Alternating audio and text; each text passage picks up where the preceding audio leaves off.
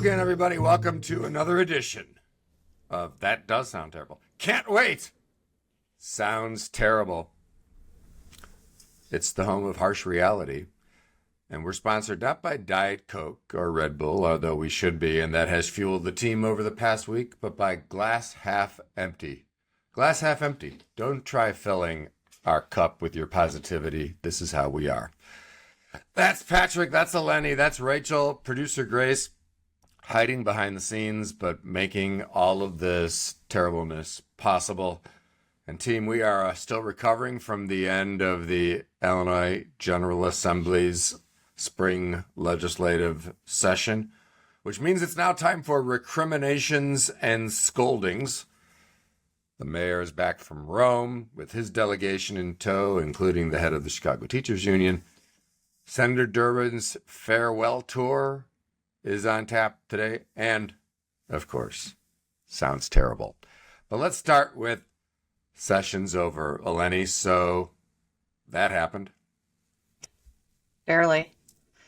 Yeah, it was a very weird end of session for us. I would say, having had a few rodeos down there, it was a lot of hurry up and wait, which isn't abnormal, but the waiting went on and on and on and on, well past any normal time frame. So then we saw a true, trying to jam things through at the 11th hour, and it just didn't come together.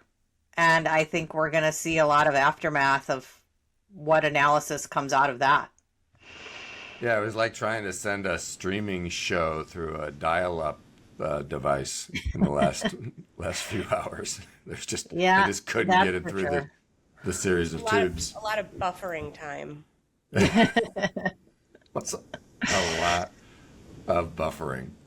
Mm-hmm. I shared with Eleni a quote that I found from a column from legendary Springfield journalist Rich Miller, who we're thinking of Rich as he's with his mom a lot this week. But he wrote a column 10 years ago. I've learned over the years to always bet on nothing when it comes to getting something done in Illinois. It's the historically smart play, and you're only wrong once. Very true. Some things Well, never we know change. who's betting on Polymarket on getting nothing done. It's Rich has gone all in on the getting nothing done contracts on Polymarket. It's the historically smart play. So the recriminations and the sadness then followed, as I referenced earlier, Rachel, and we prefaced this with saying that we have a number of sports clients who, whether they wanted to or not, got pulled into the debate over a Bear stadium. And so I cue this up not as whether we should have the Bears in Chicago or Arlington Heights or Hammond, Indiana. We all have our personal views on that.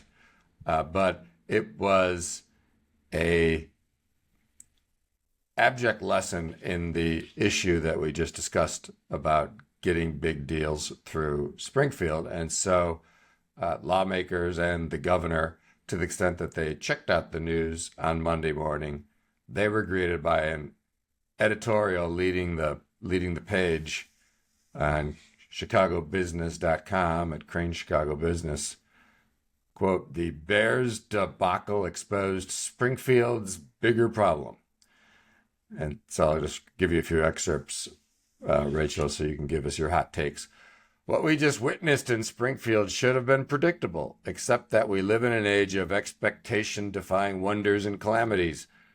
Jaw-droppingly crazy and stupid things, it seems, can and do keep happening on a regular basis nowadays, and not just in Springfield.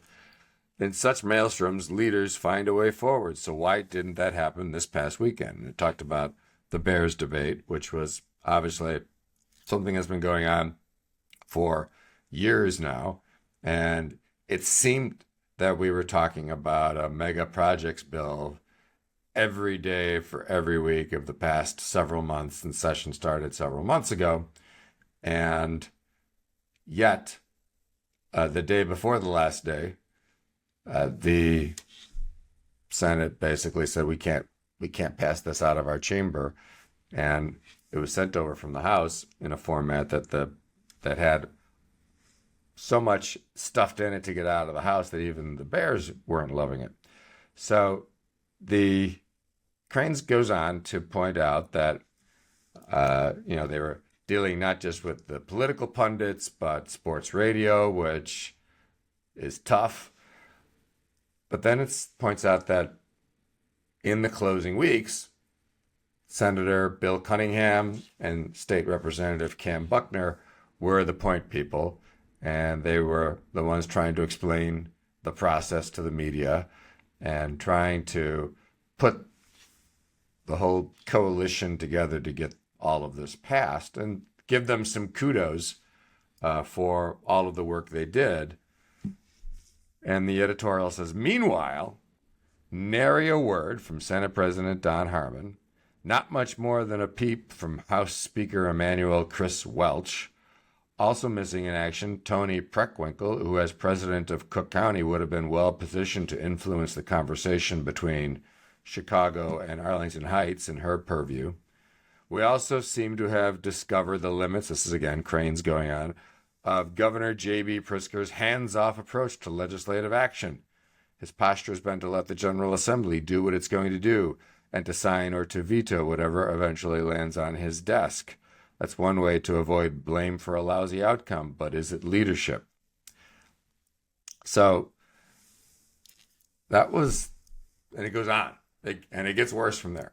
So a lot of finger pointing and finger wagging in the hours after at least some of the big things did not get through Springfield. And I thought it was an interesting observation on the governor's approach and the speaker's approach and the Senate president's approach. So, Rachel, give us your thoughtful analysis.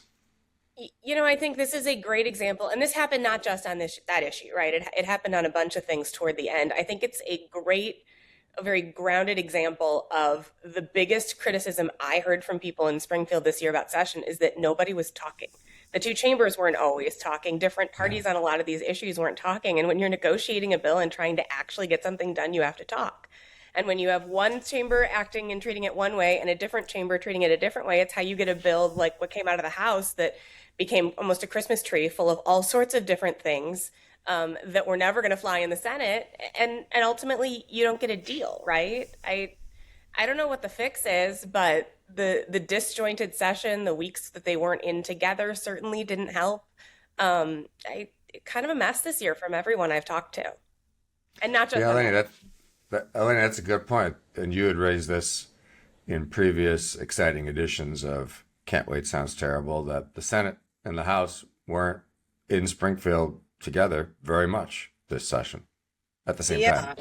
And I think it's, there was a lot of rumors circulating in the last few days that there was going to be some early adjournment on Saturday. Everybody kept saying, oh, they're going to adjourn on Saturday. And I'm like, in what world does anybody think that that's possible? Like, truly. And I just think we saw that. First of all, the budget, I would say, some people may have different memories than me, but we didn't even see, obviously we all know the budget gets amended 13 times and then the final version is dropping minutes before it's being voted on.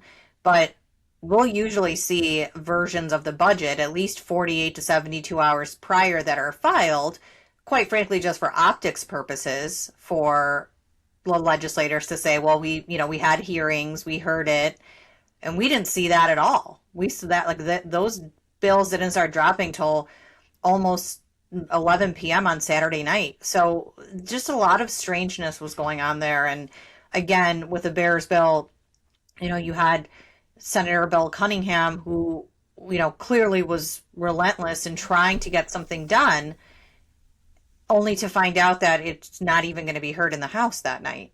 So how did that happen? I have a lot of questions, probably never going to get any answers, but it's very suspect.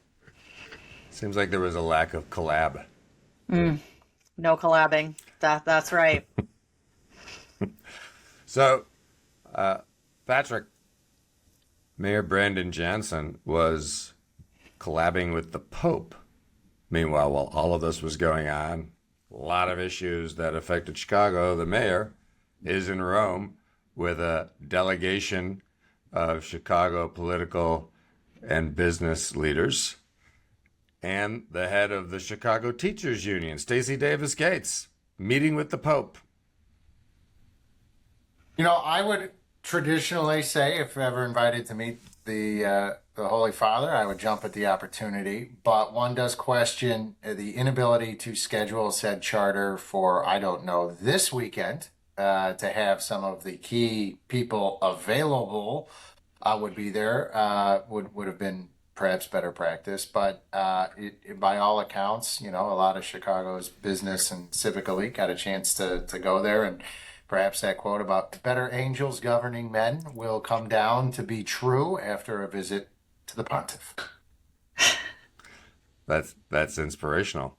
Also inspirational was a couple of social media postings and on-air mentions from NBC5 reporter Marianne Ahern, who pointed out that Teachers Union President Stacey Davis Gates, who was part of the audience with the Pope, has been vocal in the past about her opposition to private schools. And this included a scholarship program that was created during the Ronner administration, Rachel and Eleni, it's a prior governor here in Illinois, that provided some opportunities for school choice for Chicago students through contributions that there was some tax deductibility to contributions to this scholarship fund.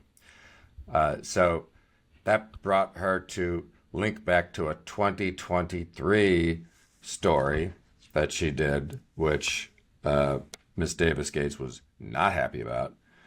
Quote, it was a broadcast and print piece on their NBC5 news site. After days of questions directly to Davis Gates and the CTU that were left unanswered, NBC Chicago confirmed via Davis Gates' own social media posts and multiple sources that her child was enrolled at a Chicago Catholic high school. And then they went on to point out that the tuition was about $16,000 a year at the time. They could certainly have used a little scholarship money to help defray that. Davis Gates has publicly voiced strong opposition to school choice and the Illinois Invest in Kids program that allows for tax credits that benefit private schools. And then on social media, Davis Gates has said school choice was actually the choice of racists. It was created to avoid integrating schools with black children. And she also posted a link to an article entitled The Racist Origins of Private School Vouchers. So she got to have some time with the pontiff.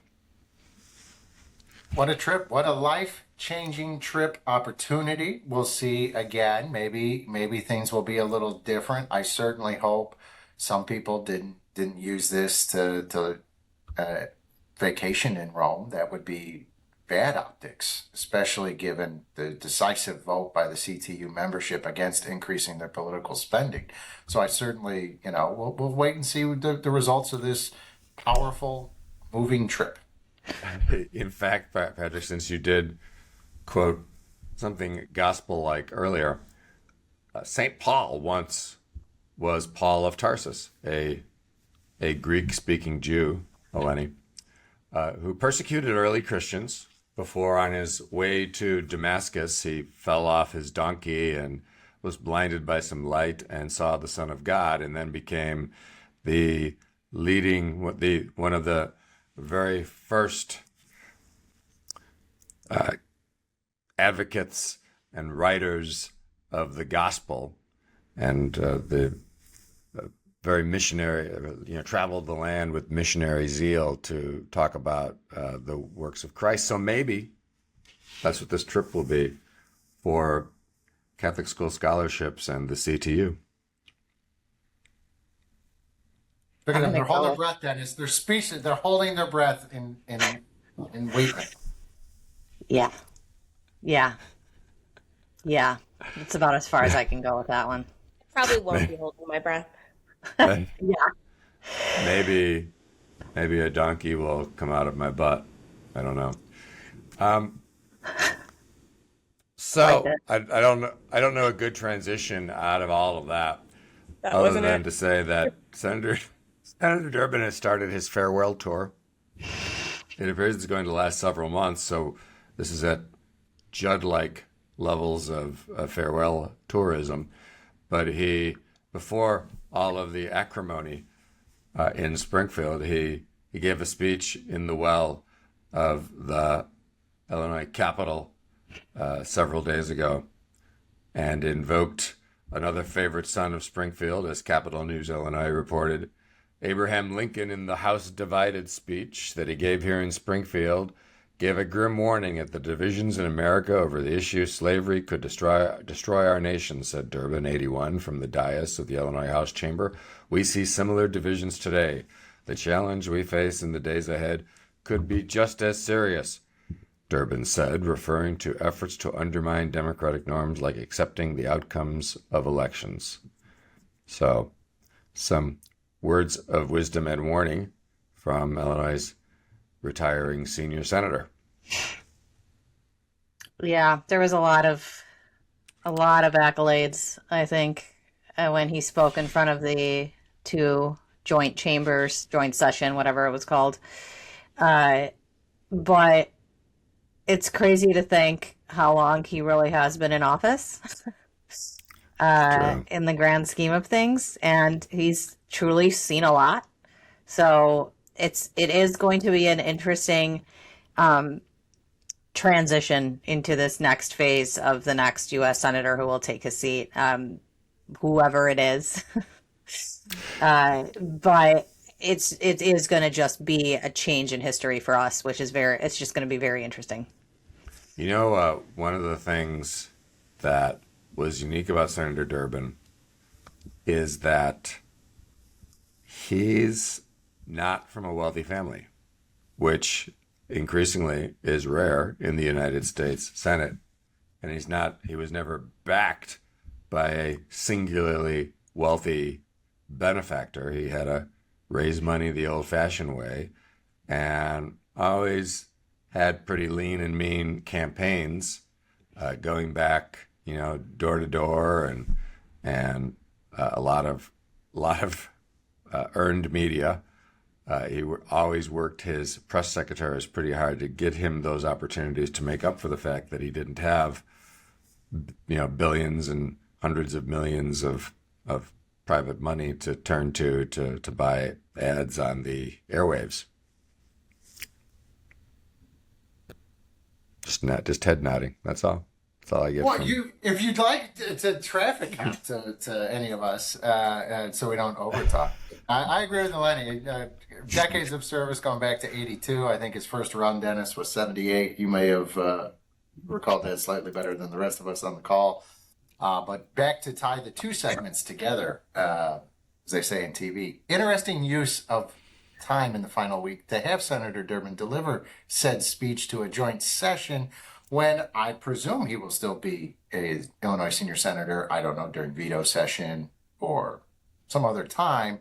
And Right. a little clock management theory there. Not sure why a mid to late May speech was absolutely necessary, but he did say many nice things, deserves the attention of the Illinois legislature, but questionable timing, use of everyone's time. But maybe that's when they were getting together to decide that they weren't going to do anything. Maybe they snuck in the back.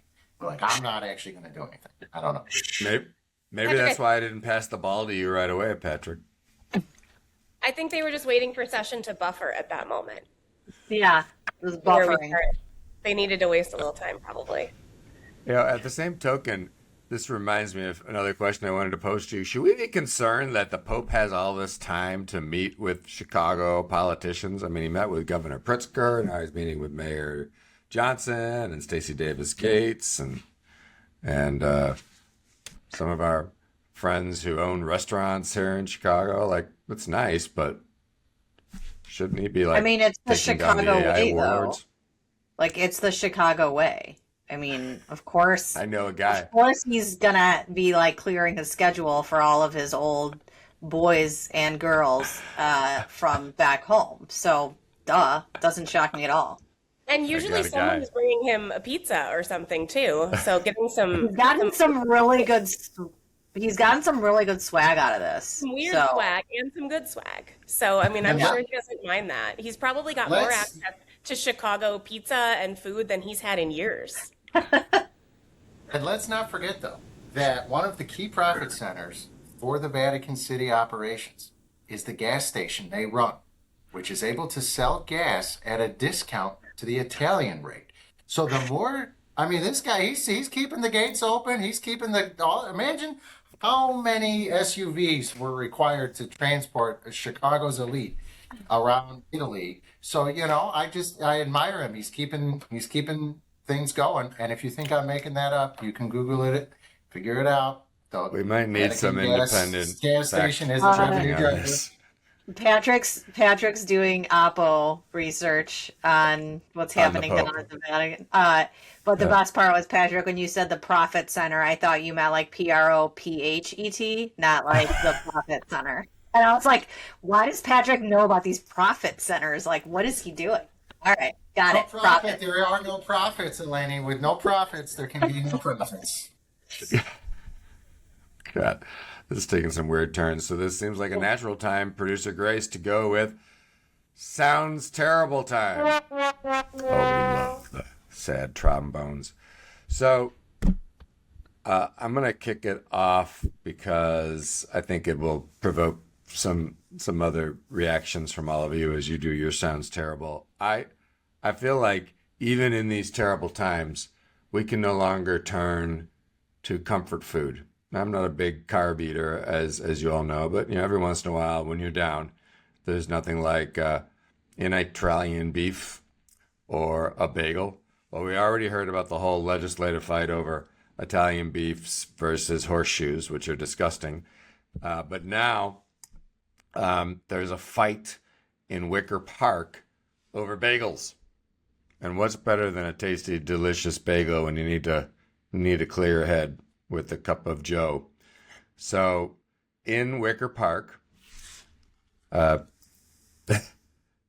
equity has gotten involved in Big Bagel, and so they have a place called let's see if I've got the right name here. I'm going to read directly from Dateline Wicker Park in Block Club, Chicago. From Starbucks to Yeti to Barnes & Noble, tension over corporate retailers operating in Wicker Park was nothing new, but the arrival of a chain bagel shop last month and the abrupt closure of an Australian taco spot have revived an at times heated debate over where residents should spend their money in the neighborhood. On May 19th, Call Your Mother Deli and Bagel Shop opened at the former Demo's Pizza storefront on Damon Avenue. Didn't know it closed. Founded by the husband and wife duo Andrew Dana and Daniel Morea in Washington, D.C. in 2018, the business has since expanded to include 24 stores across the country. They were funded, of course, by private equity, Big Bagel. The private equity backing is what led Bill Jacobs, the longtime owner of Wicker Park's Peace Pizzeria and the attached Bro Bagel, to take to social media recently to urge neighbors to patronize locally owned businesses. The post garnered thousands of likes and drew sharp opinions. Bagels now divide us. Everything is divisive across our nation, and especially in Wicker Park. And all of that sounds terrible. Can't we just all come together and have our comfort carbs? No. What sounds terrible? What sounds terrible to you guys? Is that terrible, or is it helpful? Sounds kind of terrible. Oh, go ahead, Rachel, please. I was just, it sounds kind of terrible. And if you don't want to have to choose sides, you can always just go to another bagel shop. A little further north on both Roscoe and Lawrence is my favorite bagel spot, R&A, sourdough bagels, delicious. So there's And another they're option. not backed by private equity, as far as you know. They're delicious and they're made with sourdough, so they're a little bit easier to digest. So win-win.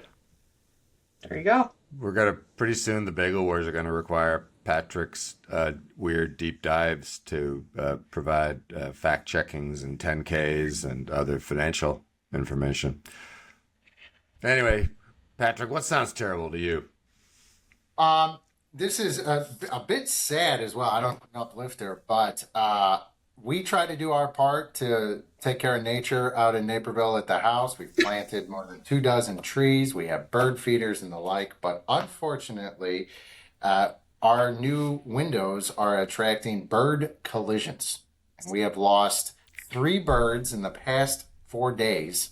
It's an epidemic. Our children are getting a little concerned, and our backyard is filling with grave sites of the birds. So we have bought the Audubon Society recommended reflective tape, which hopefully will arrive quickly, though there is no option for expedited shipping. This is an emergency situation, but we have our best people on it, and I hope to report that we can cut down on these tragic incidents soon. You're killing birds, but you will Every have day. less of a view. Every day, the poor Truman woke up from his, he was watching nap time, and he's like, uh-oh, and there were 2 just yesterday. It's rather sad. That's going to affect Naperville's ratings, I think, in the next ranking. Do you have to The disclose Audubon that? Society is going to be all over us now. We're probably not getting hired by them.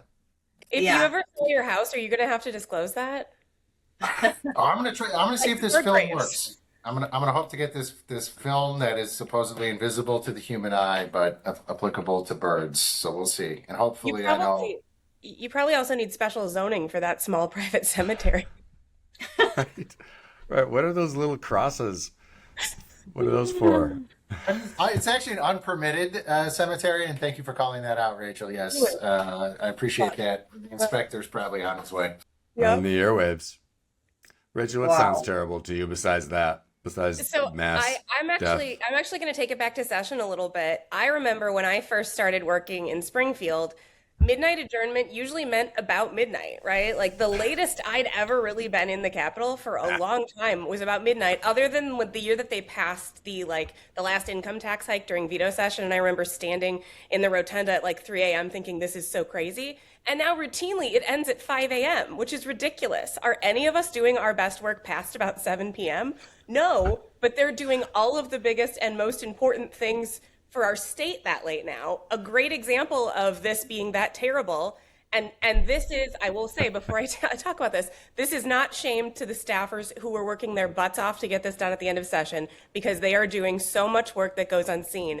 But Rich Miller pointed out yesterday what looks to be a Scrivener's error in the budget, where $500.25 billion were appropriated from the Department of Human Services to the Chicago West Side branch of the NAACP. Clearly not what they meant. That is many, many, many times the total budget. But I think it's a good reminder that like no one is doing their best work, especially when things are that detail oriented, that late at night. So I maybe feel like like I she's heard- raised a lot of we issues. should rein that in. I feel I like I also- just heard Rachel say bring Mike Madigan back, so I don't know what you guys heard, but that's what I heard when she was speaking there. I The mean, train's you running could- on time, as they said. there a number of things were said about the speaker, but procrastinator was not one of them. No. Yeah. My sounds terrible has nothing to do with anything great other than it's summer and that means no more aftercare for me. No more aftercare. No more aftercare. It doesn't exist. For all of you non-great parents that send your kids to aftercare, I'm there with you. It really sucks. So just pray for me. That's all I'm gonna say. Just pray for One me. woman's sounds terrible is another's family time. But that sounds We're not pretty even terrible. gonna go there on this spot. So many issues coming up here, and it sounds terrible that just might merit an entire episode, each of their own. Maybe we could bring on a sounds terrible therapist in a future episode this summer. And if you're feeling terrible, you've come to the right place. We traffic in terrible. It's Can't Wait Sounds Terrible for Eleni, for Rachel, for Patrick, subbing in for Natalie, who's on assignment, and producer Grace. I'm Dennis. Thanks for watching.